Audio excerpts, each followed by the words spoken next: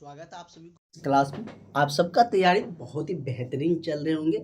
जो भी student ANM 5006 पोस्टों के लिए तैयारी कर रहे हैं वो सारे स्टूडेंट अपनी तैयारी को समय दे रहे हैं। जितना भी जिससे हो सकता है 3 या 4 घंटा 5 घंटा पढ़ रहे हैं। इस तरीके से इससे ज़्यादा भी बहुत सारे स्टूडेंट जो क्लास में जुड़े हुए हैं उनका मैसेज आता है कि हम सर 6 घंटा भी पढ़ लेते हैं प्रतिदिन।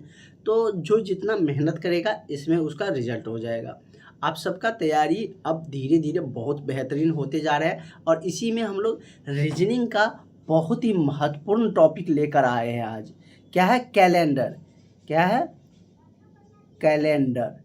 कैलेंडर से आपका सवाल एग्जाम में भर भर के पूछे जाते हैं रीजनिंग में। तो आज आप लोगों का कैलेंडर पढ़ाया जाएगा, जिसमें कि आपको आज शुरू बेसिक से बताए जाएंगे। उसके बाद आप कहिए सर इंग्लिश में नहीं है, वो नाम है इसलिए इंग्लिश में लिखा गया है। यहाँ से आप देख सकते हैं हिंदी में ही है, घबराने की बिल्कुल ज़रूरत नहीं है। पहले हम लोग जान लेते हैं कैलेंडर के बारे में और इसके साथ ही जानेंगे कि भारत में कौन सा कैलेंडर का उपयोग किए जाते हैं। उसके बाद पूरी दुनिया भर में कौन से कैलेंडर चलते हैं। और इससे ऐसे सवाल आते हैं, जैसे आपसे पूछा जाएगा कि 15 अगस्त 1947 जब हमारा देश आज़ाद हुआ था, 15 अगस्त 1947 को कौन सा दिन था? अब तो आप कैसे बताइएगा? तो बहुत पीछे चला गया। मोबाइल तो आपको अलाउ है नहीं एग्जाम में, तो 15 अगस्त 1947 को कौन सा दिन था वो कैसे बताइएगा? अब तो कहिएगा सर ये तो जादू जैसे लग रहा है कि हम इतना पीछे का दिन कैसे बताएंगे। तो आप लास्ट तक ये कैलेंडर का क्लास करिएगा तो आपको खुद ब खुद बनाना आ जाएगा। किसी भी तरीके के इस टाइप के क्वेश्चन आएंगे कैलेंडर से तो आप लोग बना लीजिएगा। तो आपको घबराना बिल्कुल भी नहीं है। आप समझ गए किस तरीके से क्वेश्चन आता है। या पूछा जाएगा कि इस तरीके से भी पूछ सकते हैं कि 27 दिसंबर 2009 को, मान के चलिए पूछेगा कि 27 दिसंबर 2009 को रविवार था। कितना? 27 दिसंबर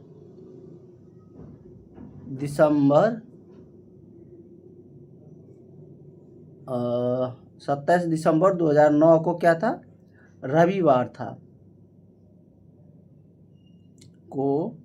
रविवार था। तो पूछेगा कि 1 मार्च 2010 को कौन सा दिन होगा? 1 मार्च 2010 को कौन सा दिन होगा? कैसे बताइएगा? 27 दिसंबर 2009 था, यहाँ पे मिसिंग हो गया। 27 दिसंबर 2009 को रविवार था, तो 1 मार्च 2010 को कौन सा दिन होगा? इस तरीके से क्वेश्चन पूछे जाते हैं। तो और आगे का हमने जब कल क्लास कर रहे थे, कल का रीजनिंग का क्लास है, तो वहाँ पे हमने स्टॉप किए थे क्योंकि हम लोगों को वहाँ पर कैलेंडर का सवाल आ गया था और हमने आपको बताए थे कि कैलेंडर के सवाल हम आपको समझाने के बाद बताएंगे। तो आगे है आज बारी। आज हम लोग कैलेंडर को समझने जा रहे हैं और जिनका भी क्लास छूटा हुआ है वो सारे स्टूडेंट इस नंबर पर, अगर आपको रिजल्ट लेना है इस तरीके से टॉपिक वाइज, इतना बेहतरीन तरीके से आपको कहीं भी क्लास नहीं मिलेगा। इसलिए आप लोग इस नंबर पर कांटेक्ट करके व्हाट्सअप करके क्लास में जुड़ जाइएगा। निश्चित ही आपको क्लास से फ़ायदा होंगे, आपका रिजल्ट सुनिश्चित हो पाएगा, आपका वो कॉन्फिडेंस है रिजल्ट लाने का वो बढ़ेगा और आप लोग एग्ज़ाम में बेहतर करके आइएगा। तो बहुत सारे स्टूडेंट ज्वाइन कर रखे हैं, बहुत सारे स्टूडेंट ज्वाइन किया है और उसमें से बहुत सारे स्टूडेंट का रिजल्ट भी होना है। जो पढ़ रहा है उसका रिजल्ट होगा। अगर जिन्होंने भी नहीं ज्वाइन किया ज्वाइन कर लीजिए। अब वेट मत करिए क्योंकि ये बहाली है, बीटीएससी एएनएम का बहाली आने वाले हैं, तो उसके बाद अब बहाली का आप लोगों का बहुत दिनों तक देखने को नहीं मिलेंगे। इसलिए अपनी तैयारी पर ध्यान रखें। इस बार जो सेटल हो जाएगा वो हो जाएगा। तो चलिए स्टार्टिंग से हम लोग कैलेंडर को शुरू करते हैं। आप समझ गए कि कैलेंडर में किस टाइप का क्वेश्चन पूछे जाएंगे आपसे। अब तो कोई दिक्कत नहीं है। तो चलिए हम लोग पहले जान लेते हैं कैलेंडर के बारे में। एक जूलियन क्या कैलेंडर चलता है? क्या कौन सा कैलेंडर? नाम है उनके द्वारा दिया गया था। एक जूलियन कैलेंडर चलता है जो कि 10 महीना का ही होता है। अभी हम लोग जो कैलेंडर यूज करते हैं तो वो कैलेंडर कब से होता, कितने महीने का होता है? तो हम लोग 12 महीने का यूज करते हैं ना। अभी जो हम लोग यूज करते हैं वो 12 महीने का कैलेंडर यूज करते हैं, जिसमें कि जनवरी से कहाँ तक रहता है, तो जनवरी से दिसंबर तक रहता है। लेकिन इस कैलेंडर में, जूलियन कैलेंडर में, मार्च से दिसंबर तक था। ठीक है, ये शॉर्ट में है DEC, मतलब दिसंबर। तो अभी हम लोग इसको यूज नहीं कर रहे हैं। अब बताइएगा कि जो कैलेंडर अभी हम लोग यूज कर रहे हैं उसका नाम क्या है, किनके द्वारा दिया गया था, उसका नाम क्या है, आगे वो पॉइंट है वैसे। तो चलिए, ये कब दिया गया था, ईस्वी दिया गया, ईस्वी उतना महीने नहीं है, ये सब हम ऐसे ही बता रहे हैं आपको। मेन तो आपसे सवाल पूछा जाएगा, लेकिन आपको पता तो होना चाहिए। 1582 में जॉर्जिया कैलेंडर आया था। कौन सा कैलेंडर, जॉर्जिया कैलेंडर आया था। और जो जॉर्जियन कैलेंडर आए थे वो अभी भी क्या है, चल रहे हैं। और ये कैलेंडर कितना मंथ का है, 12 मंथ का। अभी हम लोग 12 मंथ का कैलेंडर यूज करते हैं ना। आप लोग के पास कैलेंडर होगा घर में, जब भी नए साल आते हैं तो सबसे पहले कैलेंडर खरीद के लाते हैं, या आपके मोबाइल में होंगे तो उसमें भी 12 मंथ वाला ही कैलेंडर होंगे, जहाँ क्या जनवरी, फरवरी, मार्च, अप्रैल, मई, जून, जुलाई, अगस्त, सितंबर, अक्टूबर, नवंबर, दिसंबर। दिसंबर तक है, जनवरी से दिसंबर तक। एक साल में 12 महीना काउंट किए जाते हैं और इस तरीके से इसका कैलेंडर चलता है। और आप अपने घर में जो बुजुर्ग हैं, दादी और से सुनते होंगे, तो वो सब इस कैलेंडर को भी नहीं मानते हैं, उस सब का दूसरा कैलेंडर है। वो सब दूसरे तरीके से महीना काउंट करते हैं ना, उसका स्टार्टिंग मंथ भी दूसरा होता है, जैसे क्या अगहन, माघ, ये सब होता है ना, वो सब आप सुनते होंगे। तो इस तरीके से पहले मतलब कि सब जगह अलग अलग कैलेंडर चलते थे, लेकिन ये जो कैलेंडर है जॉर्जियन कैलेंडर, वो विश्व भर में चलते हैं। वर्तमान में पूरी दुनिया में ये कैलेंडर फॉलो किए जाते हैं। तब में आप देखते होंगे कि अगर 25 दिसंबर को मनाया जाता है क्रिसमस, तो पूरी दुनिया में मनाया जाता है। अगर हम बात करें अपनी त्योहारों का, जैसे कि दुर्गा पूजा, और भी जैसे होली हो गया, दीपावली हो गया, ये सब हिंदू का पर्व है, लेकिन पूरे विश्व में तो हिंदू है नहीं ज़्यादा, तो इसलिए लेकिन उस अनुसार उसी कैलेंडर के डेट पर और भी जगह जहाँ भी मनाए जाते हैं तो उसी डेट पर मनाए जाते हैं। तो ये सब कैलेंडर से पता चलते हैं। धीरे धीरे ये मतलब कहानी टाइप में बता रहे हैं ताकि आपको याद नहीं करना पड़े। देखिए, वर्तमान में पूरी दुनिया में कैलेंडर का उपयोग किया जाता है, और वो कौन सा कैलेंडर है, तो जॉर्जिया कैलेंडर है। हिंदी में लिखा गया है, ये नाम था, तो अब तो कन्फ्यूजन नहीं रहेगा। वर्तमान में जो पूरी दुनिया में जो कैलेंडर उपयोग में लाया जाता है वो कौन सा कैलेंडर है, तो जॉर्जिया कैलेंडर। आज का क्लास जो करेगा उसी को कैलेंडर का सवाल बनेगा। ऐसा नहीं है कि डायरेक्ट क्वेश्चन वाले क्लास में आएंगे तो उसको क्वेश्चन बनने लगेगा। उसका पहले जो उसका थ्योरी होता है वो समझ में आने पर ही आपको क्वेश्चन बनेंगे।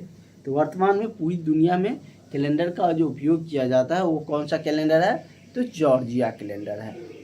अब भारत सरकार कौन सा कैलेंडर यूज करते हैं उसके बारे में भी जान लेते हैं। भारत सरकार अपने आधिकारिक उद्देश्य के लिए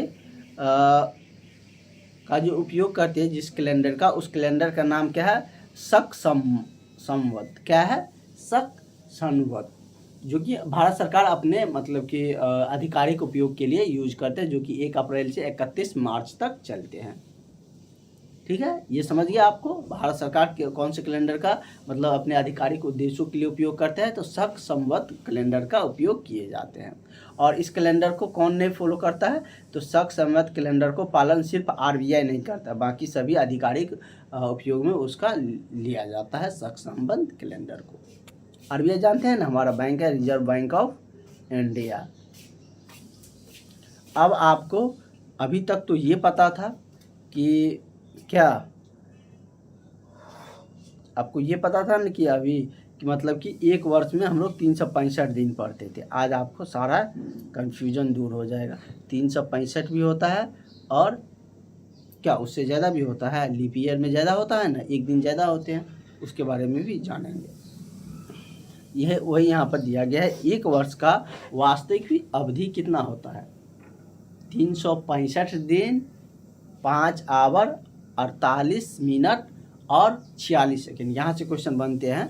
अगर आपको दिया रहेगा इसी तरीके से 4-5 ऑप्शन दे दिया रहेगा तो आपको कंफ्यूजन नहीं होना है।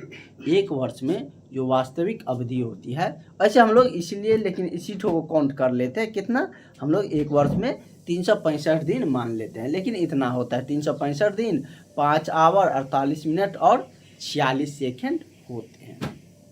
चलिए क्वेश्चन आपका ये रहा, कह रहा है कि एक दिन में वास्तविक अवधि कितना होता है, समय अवधि, वास्तविक समय अवधि कितना होता है। तो आप लोग जानते हैं कि 24 आवर होता है, जानते हैं ना, दिन और रात मिलाकर वास्तविक जो समय अवधि है वो 24 आवर होता है, लेकिन एग्जैक्टली 24 नहीं होता है। वो कितना होता है, तो वो होता है आपका 23 आवर 56 मिनट और 4 सेकेंड। अगर हम बात करें तो वो मतलब कि सेकेंड मिनट में 4 मिनट कम होते हैं 24 आवर के लिए, लेकिन हम लोग काउंट कितना करते हैं, 24 आवर लेकर चलते हैं। ठीक है, ये तो समझिए, मेन यहाँ से आता है, ये आपको समझने वाला है, हर एक क्वेश्चन में इसका उपयोग आएगा। विषम दिन का, अतिरिक्त दिन कह लीजिए या विषम दिन, जिसको इंग्लिश में समझ में आता है वो इंग्लिश में समझिए।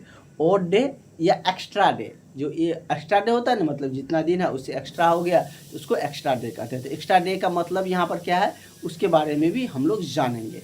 ए नंबर ऑफ डे, क्या है, number of day more than complete week is called odd day. English में, आप हिंदी में जान लेते हैं, तो मतलब कि जो कंप्लीट वीक होता है, सप्ताह होता है, उससे जो अधिक दिन होते हैं उसी को हम लोग ऑड डे के नाम से जानते हैं, जिसको विषम या अतिरिक्त दिन भी कहते हैं। तो सप्ताह में कितने दिन होते हैं ये आपको पता है, किसी को कोई दिक्कत है क्या। तो यहाँ से हम लोग अतिरिक्त दिन के बारे में जानते हैं, विषम दिन या अतिरिक्त, यहाँ से आपको समझना, आज सिर्फ आपको समझना है, ना कोई कमेंट, ना अभी कमेंट करने की जरूरत नहीं। कोई दिक्कत आएंगे तो वो चीज़ बताइएगा कि हमको ये दिक्कत आए हैं, थोड़ा आज समझा रहे हैं, क्वेश्चन करेंगे तो वहाँ पर और भी सारी चीज़ों को समझेंगे।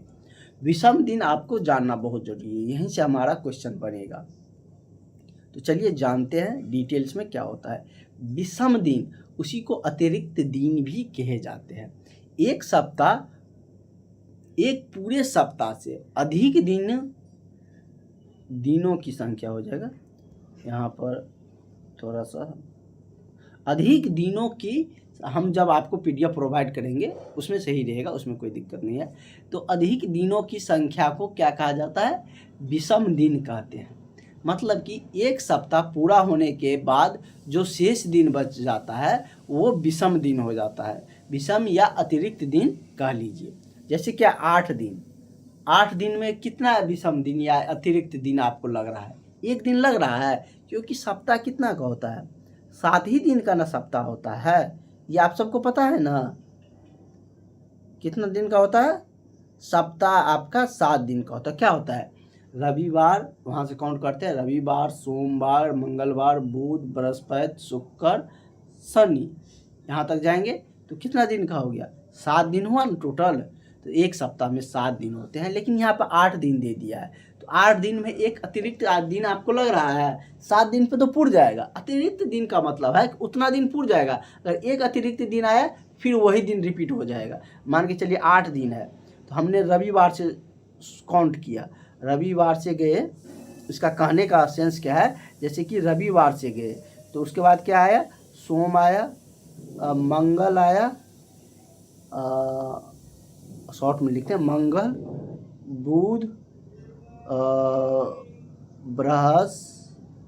बृहस्पति, जिसको गुरुवार भी कहते हैं, शुक्रवार, शनिवार। देखिए 1 2 3 4 5 6 7, 7 दिन में तो पूरा गया एक सप्ताह। एक अतिरिक्त दिन आया था, फिर रविवार आ जाएगा ना, मतलब कि इस तरीके से साइकिल चलते हैं, इसीलिए हम लोग अतिरिक्त दिन की संख्या निकालते हैं। मेनली अभी आपको ये समझना है 8 दिन में कितने अतिरिक्त दिन हुए, तो 1 हुए। निकला कैसे, ये तो कम संख्या था, तो आपको पता चल गया कि 8 दिन में था तो 7 दिन का एक सप्ताह हुआ, एक अतिरिक्त दिन बच गया, मतलब कि एक विषम दिन हो गया। लेकिन वही 16 दिन दे दिया है, तब कैसे निकालिए। देखिए कितना भी दिन रहेगा तो अतिरिक्त दिन जब भी आपको निकालना है, हर एक क्वेश्चन में आपको निकालना पड़ेगा, तो क्या करिएगा, 7 से भाग देंगे। 7 का एक सप्ताह होता है ना, इसीलिए 7 से भाग देते हैं। जितना कट गया वो क्या हो जाएगा, मतलब कि सप्ताह का दिन हो जाएगा, जो बच जाएगा शेष वो क्या हो जाएगा, आपका अतिरिक्त दिन हो जाएगा। 7 दूनी 14, देखिए 2 बच गया। अब तो भाग नहीं दे सकते, देंगे तो दशमलव में आएगा, दशमलव में हमको लाना नहीं है। देखिए अगर 16 दिन में 7 से भाग दिए तो 2 भागफल हुआ और 2 शेषफल हुआ। तो ये क्या हो गया, सप्ताह। 2 सप्ताह 2 दिन हुआ ना, 14 दिन 2 सप्ताह होता है ना, तो 2 सप्ताह और 2 दिन यही यहाँ पर लिखा गया है। तो ये 2 दिन क्या हो गया, विषम दिन हो गया। तो अब विषम दिन आप निकाल सकते हैं। देखिए 7 से भाग देंगे, जो कट गया वो कट गया, जो नहीं कटा, जो शेष बच गया वही क्या हो जाएगा, विषम दिन। 23 में देखिए, 23 में लिखे हैं कि 2 विषम दिन है, भाग देकर देखिए क्या 2 विषम दिन आ रहा है। 7 से भाग देंगे 23 में, तो 7 तिया 21, मतलब 3 सप्ताह हो गया, बच गया कितना, 2 दिन। तो 2 विषम दिन बच गया ना। तो इससे क्या होगा, जैसे कि अगर क्वेश्चन में दिया गया रहेगा कि इतना दिन बाद, 23 दिन बाद कौन सा दिन होगा, आज रविवार है तो 23 दिन बाद कौन सा दिन होगा, तो 3 सप्ताह हट जाएगा, 3 सप्ताह में तो वही मतलब होंगे, उसके बाद 2 दिन एक्स्ट्रा होंगे तो 2 दिन इसमें जोड़ देंगे, हमको आ जाएगा। इसीलिए विषम दिन को हम लोग निकालते हैं। वो क्वेश्चन करेंगे तो वहाँ से समझ में आ जाएगा। पहले तो ये छोटा छोटा चीज़ आपको समझना पड़ेगा जिससे क्वेश्चन बनते हैं। क्या, अब ये बताइए, अब आप लोग कमेंट करके बताइए 35 दिन का ये सही लिखा है या गलत लिखा है, मतलब कि 0 और दिन दिया है। 35 दिन में अगर 0 और दिन दिया है तो 37 दिन में अतिरिक्त दिन या विषम दिन की, हम और बोल देंगे तो कंफ्यूज मत करिएगा, विषम दिन की संख्या निकाले। तो कैसे निकलेगा, हमने आपको तरीका बता दिया। अब यहाँ पर देखिए दिया है 35 दिन में इसको एक भी और दिन नहीं बचा, मतलब विषम दिन नहीं बचा है, इसका मतलब 7 से वो पूरा कट गया होगा। देखिए 7 से भाग देकर देखिए 35 में, 7 पंचे 35, भाग तो आता है ना, देखिए कुछ नहीं बचा, शेषफल नहीं बचा। अगर शेषफल नहीं बचा तो 0 विषम दिन हो गया। और ये कितना, 5 सप्ताह हुए, मतलब कि 35 दिन है तो उसमें 0 और दिन बन गया, मतलब कि विषम दिन। जो भी 7 से पूर्णतः कट जाएगा उसमें विषम दिन बचेगा ही नहीं। विषम दिन कैसे निकालना है वो हमने आपको बता दिए।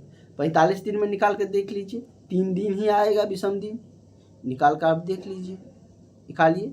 और उसके बाद आप इन दोनों को निकाल कर देखिए तो क्या सही लिखा गया है या गलत है।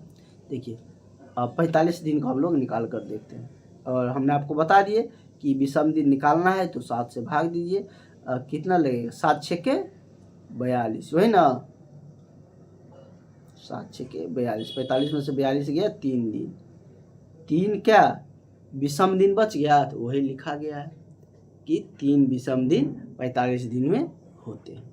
क्या कोई कन्फ्यूजन है,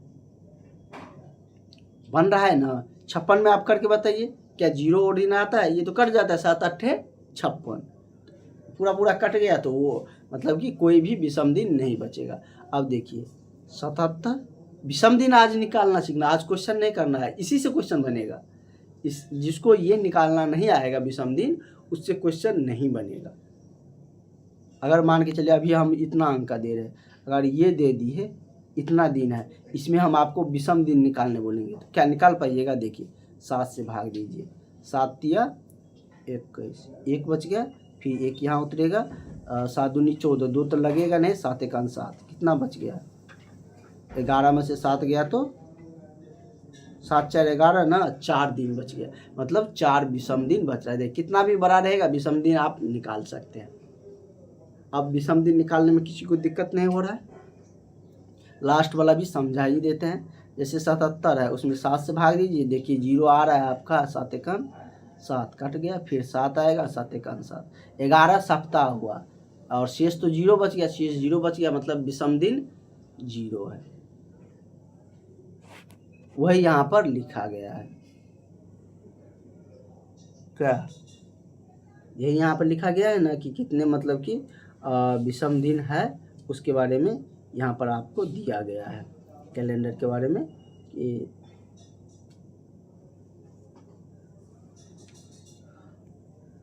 क्या दिया है। चलिए देखते हैं। कैलेंडर में जब भी हम कोई संख्या यहाँ पर होंगे लेते हैं, जब भी कोई संख्या हम लेते हैं, जैसे अभी हम दिखाए थे ना कौन कौन से कैसे कैसे संख्या ले रहे हैं, कोई भी संख्या लेते हैं तो हम 7 से भाग देना होता है। तो हमें क्या होता है, 7 से भाग देना होता है, और शेष के रूप में जो संख्या आता है, उस जो संख्या लिखना है होता है, वही क्या हो जाता है, विषम दिन हो जाता है। ये समझ गए? विषम दिन शेष के रूप में संख्या को लिखना होता है, मतलब कि 7 से भाग देना होता है। विषम दिन निकालने के लिए क्या करना होता है, तो 7 से भाग देना होता है और शेष के रूप में लिखना होता है, दशमलव के रूप में नहीं। हमको शेष जहाँ पे बच गया उतने पे छोड़ देंगे, हम दशमलव से भाग देने नहीं जाएंगे। तो वो शेष ही हमारा क्या हो जाता है, विषम संख्या, ओड संख्या, अतिरिक्त संख्या, विषम संख्या कह लीजिए।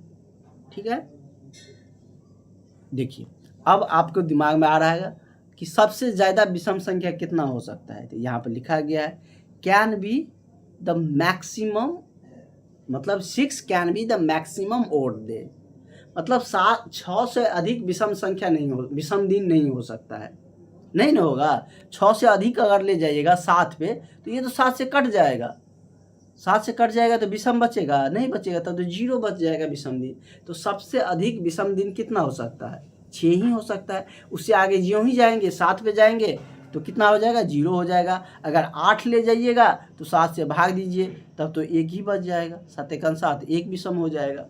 तो सबसे अधिक, और 6 में तो 7 से भाग लगेगा नहीं, दशमलव में हमको ले नहीं जाना है। तो सबसे अधिक विषम संख्या कितना, विषम दिन कितना हो सकता है, तो सबसे अधिक विषम दिन आपको 6 हो सकता है। ठीक है, वही यहाँ पर दिया है किस तरीके से निकालना है। मान के चलिए 20 रहता, 20 दिन दिया है और आपको कहता है इसमें कितने विषम दिन है, तो 20 में 7 से भाग दीजिए, 7 दूनी 14, 7 या 21 तो लगेगा नहीं, 14 0 में से 4 नहीं कटेगा, 10 में से 4 गया 6 विषम दिन बच रहा है। तो ये मतलब कि सबसे अधिक विषम दिन की संख्या 6 हो सकते हैं। जैसे क्या 19 में 7 से भाग देकर निकाले तो हमको 5 और डे या विषम दिन कह लीजिए उतना आ रहा है। चलिए एक क्वेश्चन है आपके लिए, उसको करिए, कर सकते हैं क्या। तो इस तरीके से आपको कैलेंडर का सवाल आते हैं, इस टाइप से पूछे जाते हैं, इसी पे क्वेश्चन आपको आएंगे, ऐसे ही क्वेश्चन पूछे जाते हैं। और घबराना तो बिल्कुल भी नहीं है, आपको सारा क्वेश्चन आएगा, सारा क्वेश्चन बचेगा। एक और इसमें चीज़ बताएंगे लीप ईयर और समान ईयर के बारे में, लीप ईयर किसको कहते हैं और समान ईयर किसको कहे जाते हैं। पहले इस क्वेश्चन को करिए आप लोग, क्या है ये क्वेश्चन है। क्वेश्चन क्या कह रहा है कि सितंबर के महीना में कितने विषम दिन होते हैं। अब महीना आपको कैसे निकालना होगा, महीना निकालना होता है क्या, आप मुट्ठी मुनिए जो कर रहे हैं। और ऊपर में देखिए यहाँ पर आपको ऐसे मुट्ठी मुनने पर ऐसे ऐसे आता है ना, अंगूठा को छोड़ के आप क्या करिए, मुट्ठी मुनिए। देखिए ऐसे, मतलब कि जैसे बॉक्सिंग टाइप का बनाइएगा तो ऐसे आता है ना ऊपर में, तो उस पर देखिए ये जो उठा हुआ भाग आप अपना मुट्ठी मुनिए, उठा हुआ भाग का जो है वो 31 का लगता है, और नीचे धंसा हुआ है आप मुट्ठी मुनिएगा तो उसमें एक उठा हुआ निकलेगा, जहाँ पर उंगली का हड्डी है उसके नीचे एक धंसा हुआ है। जैसे ये इस तरीके से यहाँ पर उठा हुआ रहेगा, यहाँ पर धंसा हुआ है ना, ये उठा हुआ 31 का महीना लगेगा, धंसा हुआ 30 का महीना लगेगा। देखिए फर्स्ट से उंगली या इधर से भी जा सकते हैं, वहाँ से काउंट करेंगे तो 31, 30, 31, 30, 31 इस तरीके से महीना लगता है। मतलब जनवरी 31 का लगता है, फरवरी, मार्च, अप्रैल, मई, जून, जुलाई, अगस्त, सितंबर, उंगली पर काउंट करिए, सितंबर आपको पता चल जाएगा कि 30 को महीना लग रहा है। ठीक है, तो इस तरीके से आपको, ऐसे हम आपको दिखा देंगे एक बार काउंट करने का नेक्स्ट क्लास में, कि किस तरीके से उस पर फिगर से हम लोग काउंट करते हैं। ऐसे कहने के लिए बोल रहे थे, इससे आपको क्लियर हो जाएगा कि कौन सा महीना कितना का लगता है, कौन 31 का लगता है, कौन 30 का लगता है, ये आपको कन्फ्यूजन रहता होगा।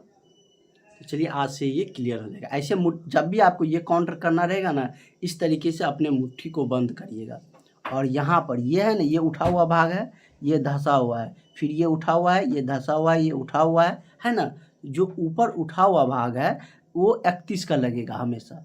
और ये तो यहाँ से हम लोग जनवरी काउंट करते हैं, क्या करते हैं, जनवरी को काउंट करते हैं। तो जनवरी के बाद जस्ट क्या होता है, धंसा हुआ जो है ये वाला, तो ये क्या आ जाएगा, फरवरी आ जाएगा। अपने अंगूठ मतलब कि अपने फिंगर जो मुट्ठी है उसको बंद करिए और काउंट करिए।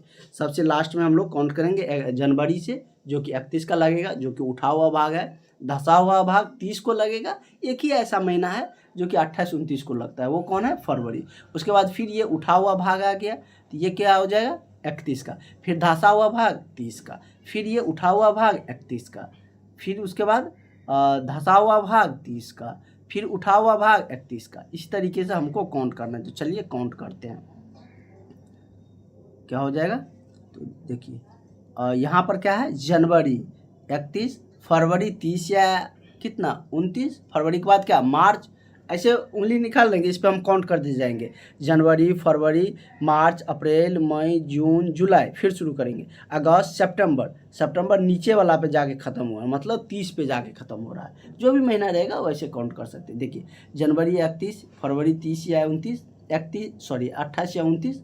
उसके बाद मार्च 31, नीचे जाएंगे तो मार्च के बाद क्या? अप्रैल 30, अप्रैल, मई 31। ये नहीं भी लिखा रहेगा, आप निकाल सकते हैं। उसके बाद नीचे फिर जाएंगे तो अप्रैल के बाद, मई के बाद क्या होता है? जून। जून नीचे गया तो 30 का हो जाएगा। इसके बाद जुलाई आता है, जो कि ऊपर गया तो 31 का आ जाएगा। जुलाई के बाद अगस्त, तो फिर अगस्त ऊपर में आ गया तो 31। अगस्त के बाद सितंबर। सितंबर था ना आपका क्वेश्चन में, तो सितंबर कितना का लग रहा है? 30 का। ये सिर्फ फरवरी और फरवरी सिर्फ 28-29 का, बाकी सब 30 का लगेगा। तो सितंबर कितना पाया? 30। फिर अक्टूबर 31, नवंबर नीचे आ गया तो 30, दिसंबर ऊपर आ गया उठा हुआ भाग पर तो 31। तो इस तरीके से क्या आप अब अपना जो भी उंगली पर काउंट करके बता सकते हैं। कल के क्लास में और भी इसको डिटेल्स में समझा देते हैं। और आज हम लोग एक क्वेश्चन जो आपको लाए थे, आप दिखाए थे आपको, वो क्वेश्चन कर लेते हैं। ये क्वेश्चन था, उंगली पे काउंट करिए आप। सितंबर था ना, सितंबर महीना को देखिए क्या 30 को लग रहा है। देखिए लास्ट से काउंट करिए, उठा हुआ पे शुरू करेंगे। जनवरी 31 का, फरवरी नीचे आ गया 28-29। उसके बाद फरवरी के बाद मार्च, सब अपने मुट्ठी बनाकर उस पर काउंट करिए। फरवरी, मार्च कितना? 31। अप्रैल नीचे गया 30। अप्रैल के बाद जून ऊपर गया 31, नीचे गया जुलाई 30। सितंबर कितना? ऊपर गया 31। अगस्त आ गया ना, जुलाई के बाद अगस्त, फिर सितंबर, वहाँ से लास्ट से शुरू करेंगे। फिर 31 अगस्त के बाद सितंबर। सितंबर धंसा हुआ पे जा रहा है, नीचे जा रहा है, तो वो कितना हो जाएगा? 30 का लगेगा। तो वही है, आपको मेनली वही पता करना था। अब तो पता कर लीजिएगा कि मतलब 30 का सितंबर महीना लग रहा है, तो इसमें कितने विषम दिन होंगे। तो विषम दिन के लिए हम लोग 7 से भाग दे रहे थे, यही ना कर रहे थे। अब तो आसान हो गया। मेनली यही पता करना था आपको कि सितंबर महीना कितने का लगता है, 30 का या 31 दिन। मतलब कि सितंबर महीना में कितना दिन होता है, 30 दिन या 31 दिन होता है। अब तो ये पता करना आप सीख के, बेसिक जो भी कैलेंडर के सवाल में ज़रूरत है वो चीज़ हम आपको समझा दिए। तो क्या हो जाएगा, तो अब आपको पता चल गया कि सितंबर में 30 महीना होता है, इसलिए हम 7 से भाग देकर और दिन निकाल लेंगे। तो 7 चौके 28। देखिए शेष 2 बच रहा है, तो 2 विषम दिन आपका हो गया, आ गया 2 विषम दिन। तो इस तरीके से आप कैलेंडर के सवाल को इस तरीके से बनाना होता है। अब कोई कन्फ्यूजन आएगा, आपके लिए एक क्वेश्चन दे रहे हैं, उसको बना लीजिएगा। क्या देंगे कि अक्टूबर महीना में, अक्टूबर या आपको क्या दे देते हैं, दिसंबर दे देते हैं।